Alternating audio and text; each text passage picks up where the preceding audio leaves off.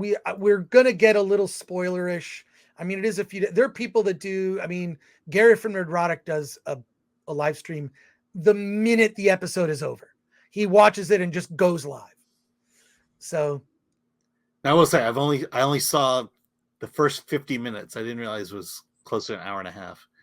well, it's like an hour 15, I think. Yeah, I think so. An Yeah, hour 15, hour and a half. so Anyways, I'm basically where the king puts his foot down. Basically. All right. Well, let's talk broadly about this episode, and broadly about House of the Dragon. There are other live streams or YouTubers that will go into, intense detail. The reason we need to tell you about this is the best show on television right now. You look at all of TV, that's network TV, all streaming services, everything that is current or new television, new on streaming. This is the best show out there. And I'll restate a couple things of why I really like it. I think it corrects a lot of things that made Game of Thrones difficult for some people, right? I think one of the things that I always found, just a little irritating about watching Game of Thrones is there were so many B stories. And the good thing is they all connected in some way, but there were so many B stories that some would go away for a couple of episodes or even for a whole season. With this, House of the Dragon is fully one story. It's the story of House Targaryen, and it's focused on that. And now we've seen the last episode, they were children. Now they've grown up, right? Aemond and Aegon are now they're bedding women, right? They're active, and they have not grown up when it comes to their ability to antagonize their cousins. It's and I love that it is a little like jarring with the recasting. They've recast the kids. Have they recast the kids like in the 3 consecutive episodes? I think they may have. I know, yeah. There's a whole new set of kids in this episode from the last set of kids from the last episode. The good thing is Aemon has the eye patch. He's easy to like, oh, okay, that's Aemon. But I love, and some people have complained about this. I actually like this. The pace of the show is things you got to keep up, because between episodes, it may anywhere be from 6 months to 6 years or more have passed. And what you're seeing is the episode that you're witnessing is these are where the consequential events occur. And in this episode, it's the death of the king. Viserys dies in his sleep with a tear running down his cheek. And I mean, there's a spoiler there. I haven't gotten to that point. Yeah. He's going to die, right? Could you not? You probably thought he was going to die a couple episodes ago. But I have the sneaking suspicion he will be the only character in this series, and I haven't read the books, the only character in this series that has a peaceful death. He dies in his sleep. Everyone else is going to suffer a horrible death. This is what's coming. And now with the king gone, there's nothing holding anyone back. It's going to be all-out war between the two factions of the family, right? The Greens and the Blacks. So I'm all in for it. There are 2 more episodes left. I cannot wait. And the way that they handled the Viserys, the makeup on him, you see from where he was at the beginning of the show to the very end, is incredible. In this, they used some digital enhancement to make him look gaunt. He has like a sort of piece of armor he has over his face because his eye looks like it's completely, like it's been decayed in a way. Decayed. How he's living, I don't understand. But I mean, it's got the one arm, which is basically worthless. It's gone, withered and gone. But oh my God, like that to me is a performance that he's going to get nominated for some kind of award.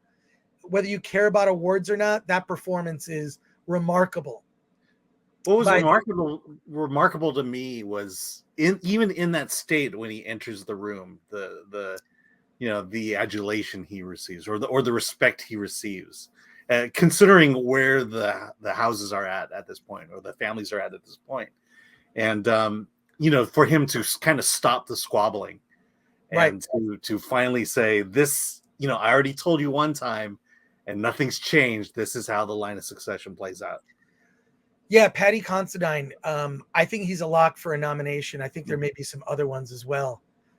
Perhaps Olivia Cook. You don't know. There's just I just think that this show is really the best. I mean, here's what's amazing about this show.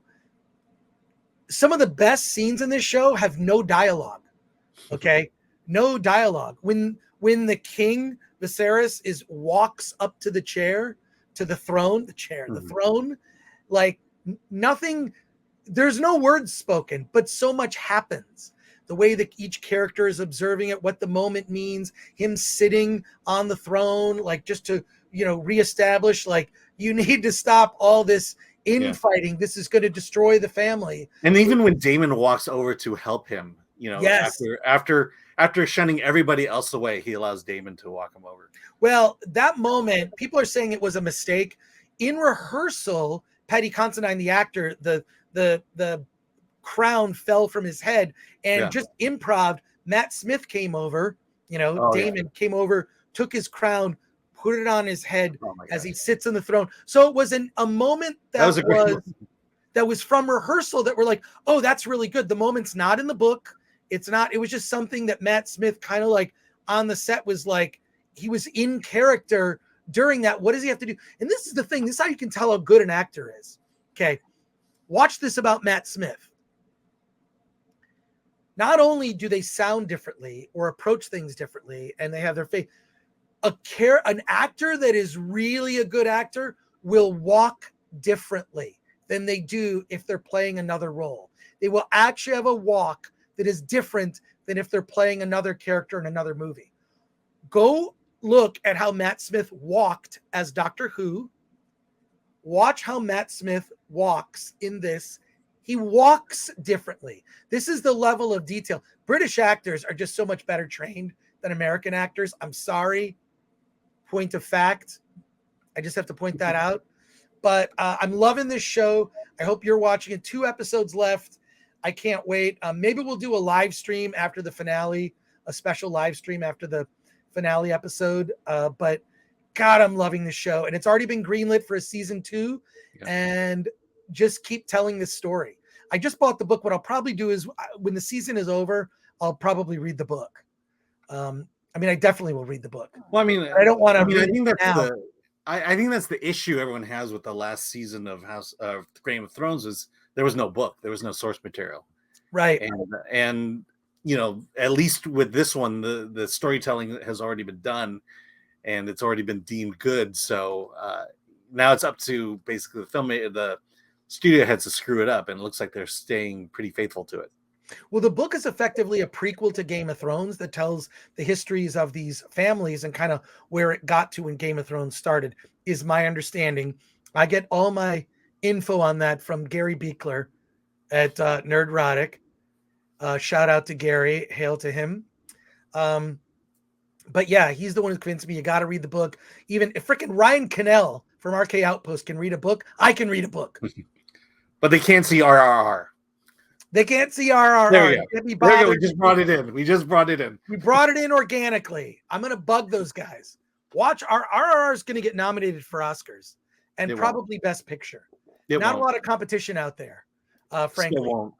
It's been a weak field for movies this year. And I think when it comes to Oscar films, a lot of the ones that people deem like this is so great they're not going to resonate with mainstream audiences. And I think it's possible Top Gun Maverick could get nominated for Best Picture. We'll see. I think Elvis is the only lock at the moment.